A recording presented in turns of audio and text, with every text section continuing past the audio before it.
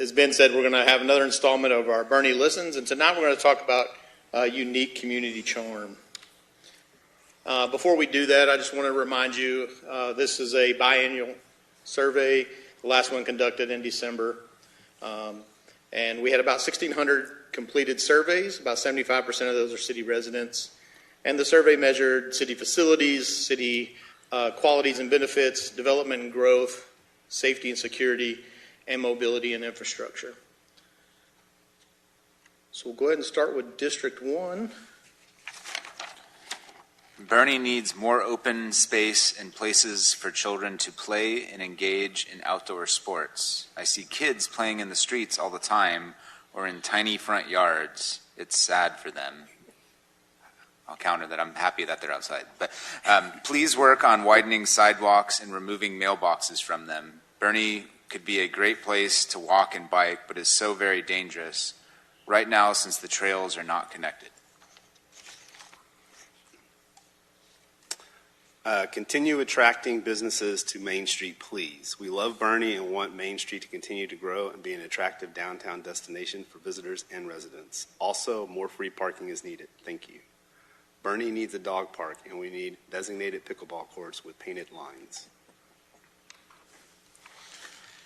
I need a walking bike trail between Bentwood and Esperanza for safety of children walking and riding bikes to Herf Elementary, Boerne High School, and Champion High School. And we need a playground appropriate for toddlers. That playground needs to be on North Main, on the North Main area. We have nothing close by. We love going to the library and walking on the trails. Everyone I met in the library and at the park event was super nice and helpful. Please continue to make sure these areas stay first rate. Keep and improve the walkability of the city. Balance preservation of historic spaces with innovation in areas needing a boost. Invest in preventative measures to improve quality of life, however that looks. Keeping Boerne as a quiet, quaint family community with a small town sense is important.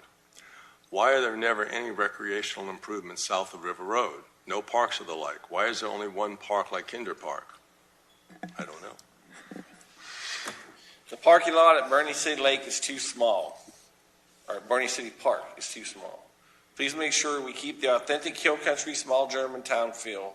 The events, preservation, and natural beauty are extremely important.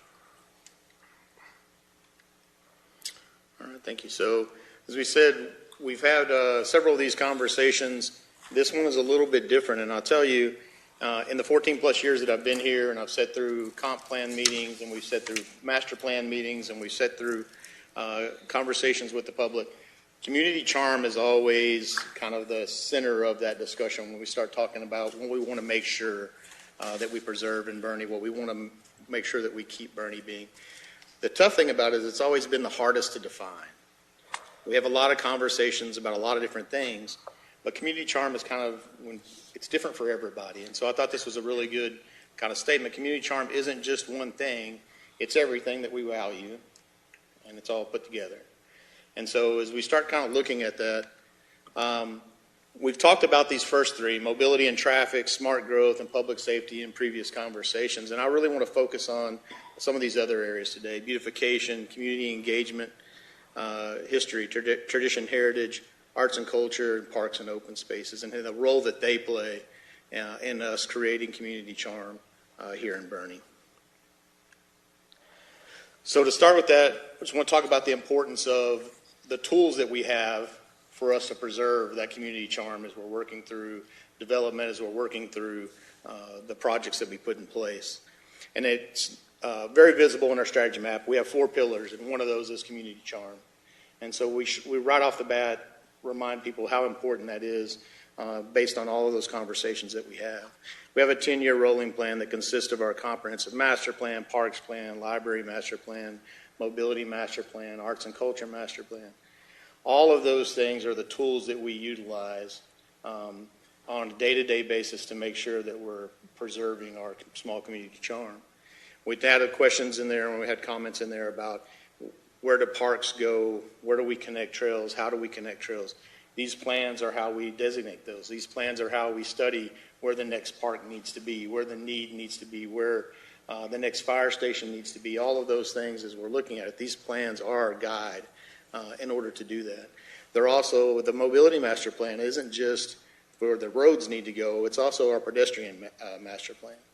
And so when we're looking at where those roads need to go as things start to develop, if you look on that map, it also shows existing and future and proposed trail systems inside those properties as well. And so as those start to develop, we get those connections that we know that we want to get with those developments as well.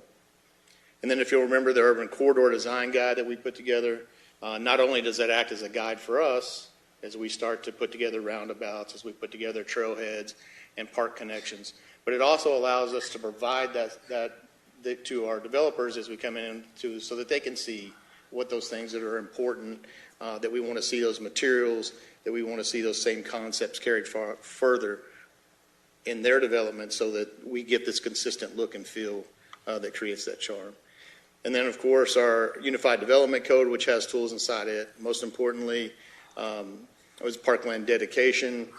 This was a new installation in when we put the Unified Development Code that says, hey, if you're going to develop, you're going to have an impact on our park system, and you're going to have to provide for that park system either by providing park or providing fee in lieu of on the impact of that system. So, but of course, the tree mitigation is a big part of that, and the LID requirements that are located inside that Unified Development Code.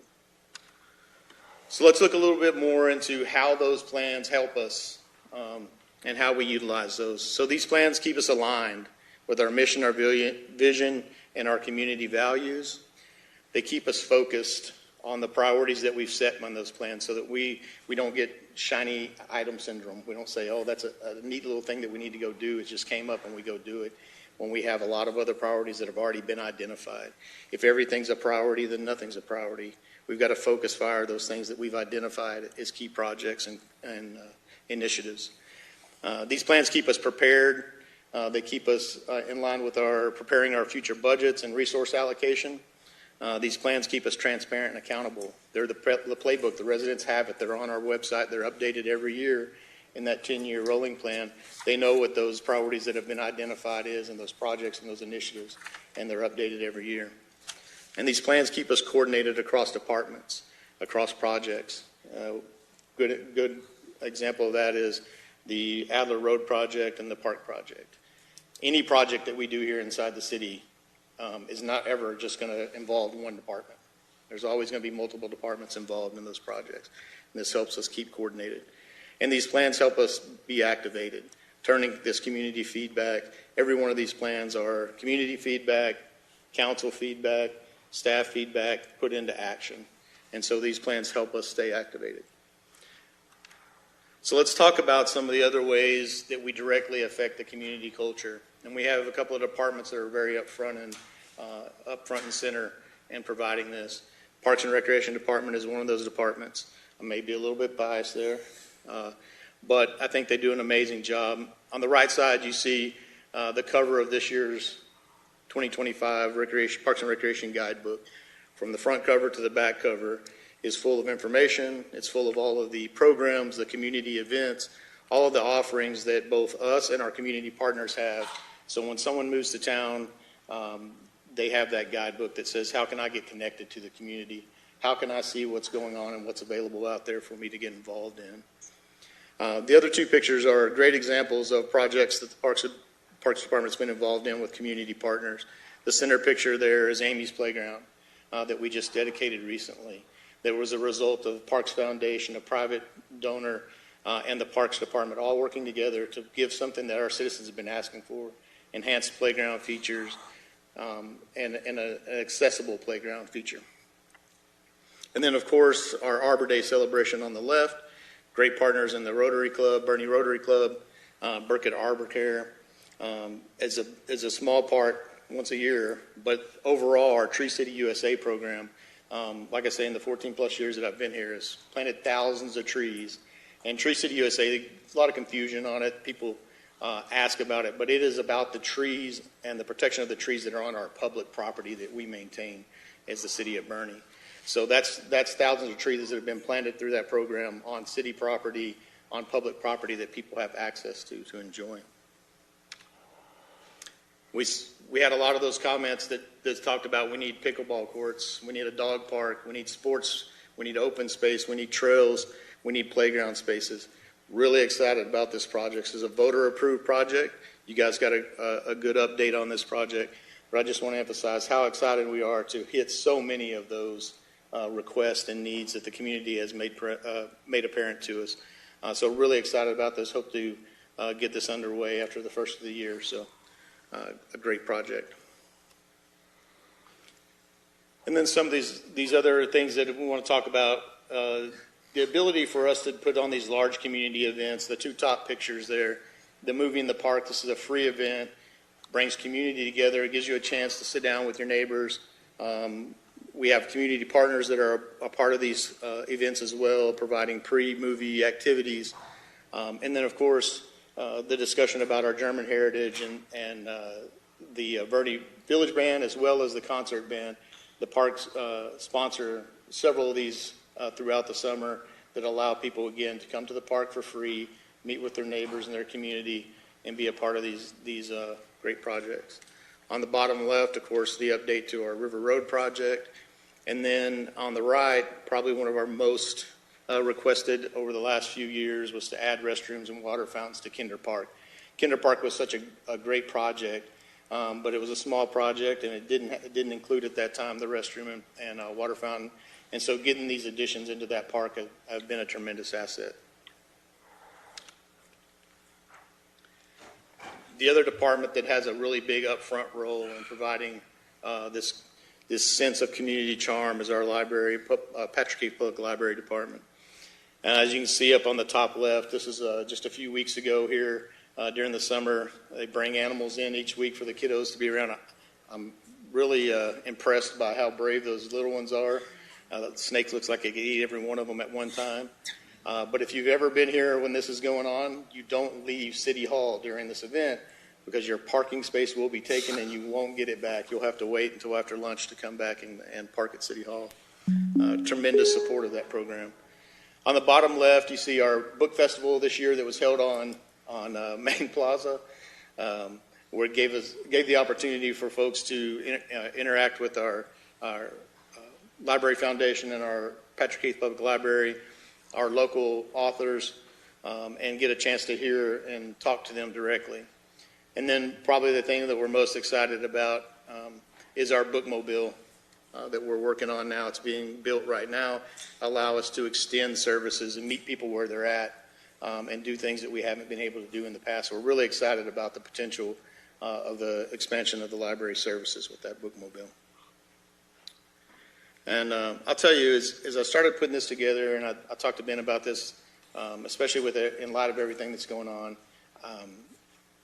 I couldn't put together a presentation on community charm without remembering and talking about all the incredible community partners and projects that we have with nonprofits in our community. So I really want to talk about the power of us leveraging those community partners and how much that lends to. We're talking about community charm. We're not talking about City of Boerne staff charm. This is something that we're able to leverage our services with these groups to make sure that they're successful in these projects. And so on the top right, you see a project that was done with the Boerne ISD welding team to build an archway at the cemetery, a tremendous project. The next two pictures you see there are both on City Park property. The Cibolo Center for Conservancy and the Agricultural both operate on City Park property, but provide services that we couldn't provide at a level and with a passion that we wouldn't be able to do. And those really speak to grounding people to nature, educating folks, stewardship, and then, of course, our traditional heritage of being a small rural farming community. And if you've gone to some of those events out there, the antique tractor pull, moon dance, a lot of great opportunities for community to come out and be a part of those. And then, of course, just a few weeks ago, the revival of a traditional Father's Day German Heritage Festival with Das Festival. A lot of folks here in Boerne put a lot of passion and a lot of skills and effort into making sure that came together. Thousands of people on the plaza got to enjoy that. So another great community partnership. And then I obviously can't go through all of them. There's dozens of these. I just think it's important that we talk about a few of these. But on the bottom right there is the planter at Veterans Plaza. The Native Plant Society maintains that planter. They maintain the CVB area planter. They maintain now Main Plaza, flower beds. Not only just subsidizing that work, but being able to bring that color and be a part of that and that education of the Native Plant Society. We've already talked about the center tonight and the tremendous things that they provide to our senior community. But this was a great project in partnership with them to provide a putting and chipping green at the center that's open to the public if you want to go out there and enjoy that. So another great partnership opportunity. And then, of course, our Chamber and Downtown Merchants and Restaurants Association. The Diva Nights, if you've been downtown during one of these things, watch out. It gets a little crazy, but it's a great, you want to talk about community charm, go out and see our police officers with pink boas on, enjoying the community, being a part of that. It's such a great asset to have both of those groups working in our downtown. And then I wanted to touch a little bit on Dickens, Wine Nights Parade, and Christmas decorations in general. And this is, again, inside that partnership. Obviously, Dickens and the parade are put together by city staff, but they also involve all the merchants downtown and the Merchant Association and the Chamber that go 2 more weekends past Dickens and Wine Nights to plan events, work with them on that.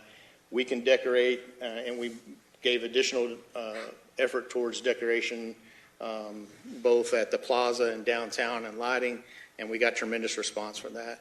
But it's also all of the businesses making sure that they do the same thing, that they decorate their businesses, and that creates this just magical drive through town during the holidays that really is uniquely Boerne, and we're very proud of. Lots of pictures, so I think the pictures just say it all. I don't think you can look at this and say that Boerne's gone, that there is no community charm in Boerne. I think that there are so many wonderful things and so many wonderful people in this community. That is the community charm of Boerne. It's not just the things that we have and the things that we do. It's all of the folks that put that together to make it so. Happy to answer any questions or any other discussion. Great job, Danny. Very good.